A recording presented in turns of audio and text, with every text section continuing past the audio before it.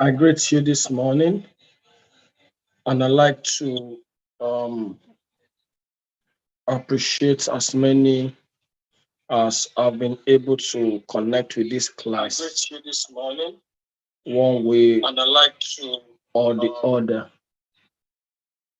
This class is free.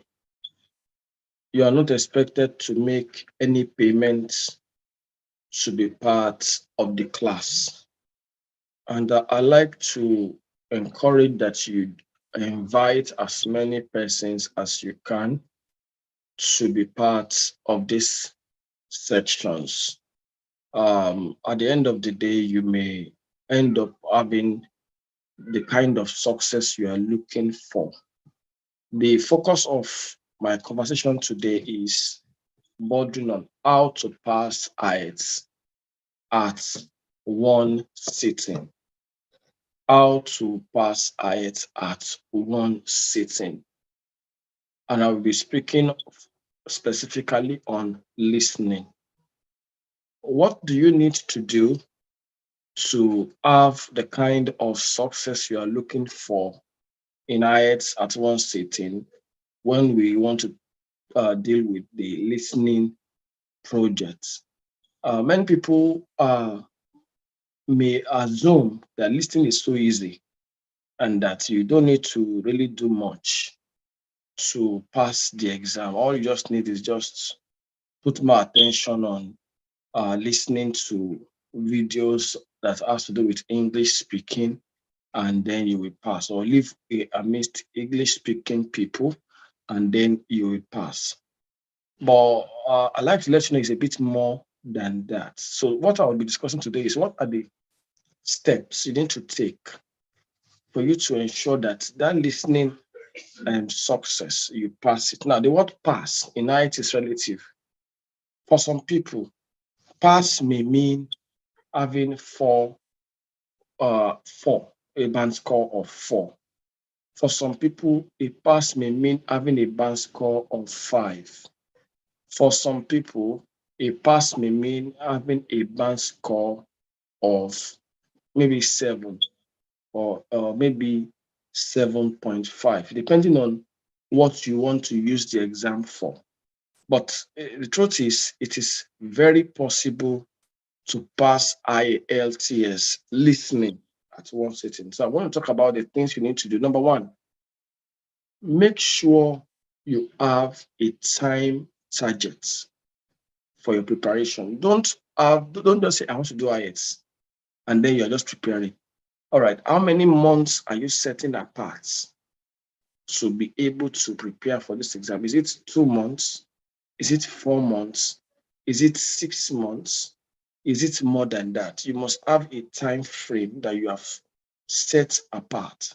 Number two, ensure that you have a particular set time that you set apart in preparation for the exam. Now, there are two kinds of preparations you need to uh, indulge in preparation for the IELTS listening test. The first is the informal and ongoing preparation, while the second one is the focused and specific preparation. I will talk about that shortly. But then make sure that you set a time apart every day to prepare for the exam. Number three, ensure that in your preparation there should be an assessment. Let somebody assess you. Let somebody check your work. Let somebody be able to say, yes, you are actually doing the right thing. Don't prepare as though you are, doing it for yourself. Let there be a focus. Let there be a direction. Let your preparation be geared towards a particular focus. For example, when you do the listening test and then you get maybe 35 over 40, all right? You do the listening test and you get 35 over 40. Maybe by the time you now assess yourself and say, all right, this 35 over 40 that I'm getting now, what does it imply? How does it interpret uh, my success rates. Somebody may have to check out for you to be sure that that actually is true. And of course, the booklet, there are some booklets are already telling you 35 means band score 8, or 35 means band score this, and that shows that you're actually going forward. But there's another different part scenario. You do the test the second or third time, and you are now getting 25. So that means you did it today, you get 35, another time you did 25. That means that there is something you are here to really correct that will help you to have a stability, I mean, along the line of your score. If your score can be stable, if you can have consistency in your score, it's also meaning something. Are you with me? If you have consistency, I mean, within your score, it means something. So there must be that consistency that you must be able to hold on to, and you must be able to say, yes, I think I am having stability around my score.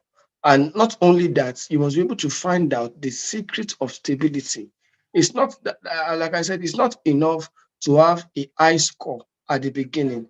It is also important to continue to have a high score whenever you practice.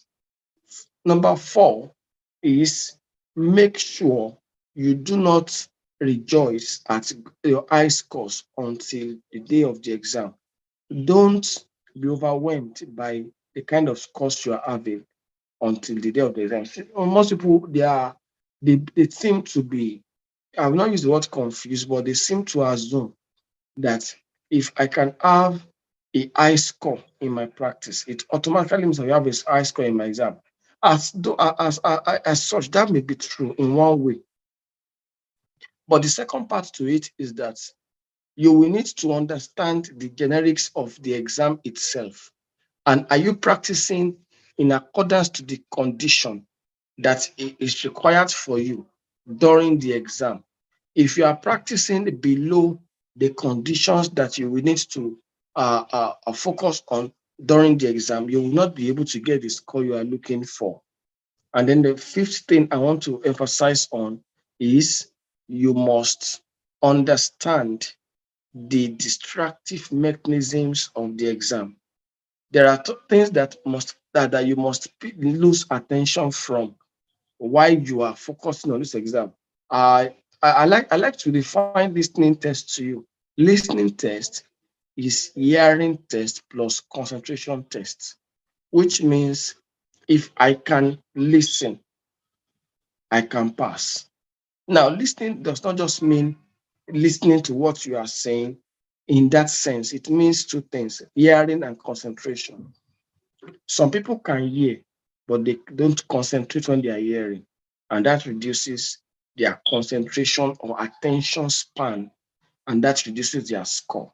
You must be able to have the capacity to both hear at the same time concentrate.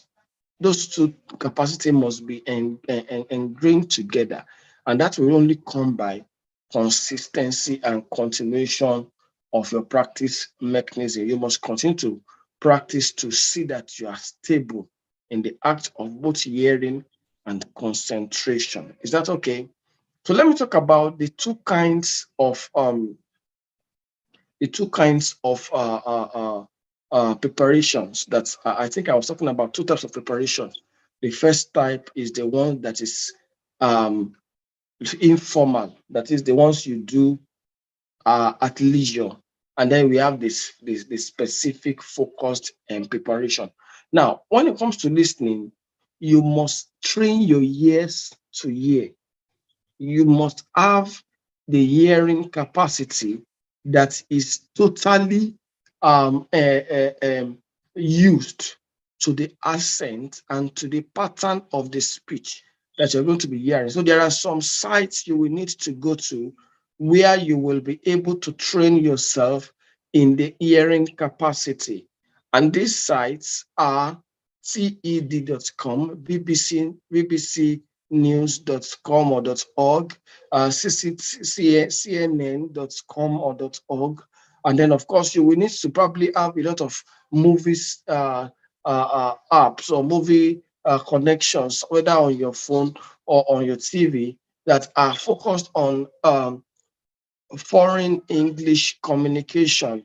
You must also ensure you do a lot of documentary watching, and you can have some iPod, some is it iPods or some pods or some podcasts that are English based that you will need to listen to, so that you can enlarge your hearing capacity.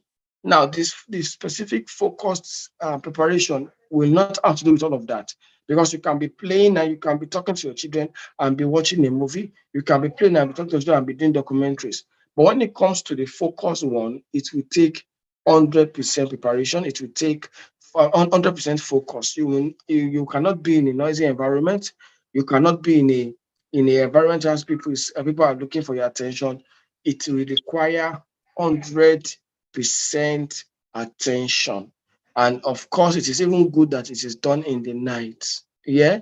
All right. So in that case, you will have to practicalize with your booklets, the IELTS books, your IELTS materials. You will have to practicalize with them. And when you practicalize with your IELTS materials, it will help you to be able to see what you are lacking. There must not be noise, because you'll be required to listen to a group of to a video, and upon listening to that video, you will now answer questions while you are listening. I mean, to that audio. I mean, while you're listening to that audio, you'll be answering some questions, and that is why it is focused. And this is the kind of test you have to do every day. You can do lack of, the test that doesn't require focus once in a week or twice in a week or thrice in a week. But when it comes to the focus test, it has to be every single day. Is that okay? Right. So I like us to look out to see how these things can be carried out on your own. This is just part one of the discussion. If you have any question or you have any clarification, I'd like you to reach out to me via the comments here. Just communicate your questions through via the comments. And of course, if you are part of the students on the group page, communicate your questions through the group page as well. All right. I'd like to also let you know that for you to do better, like I said before, evaluation is key. If you have not been able to have someone that you can really say, yes, this person is evaluating me, and you really want to progress a bit further, you want your preparation to be a bit more intense, communicate and then via the platform, and I'll let you know what to do to be able to have that kind of very focused evaluation. Thank you because of your time, and I hope you are already have a great day. Let this video be shared around so that people can find out how to pass IELTS to one sitting.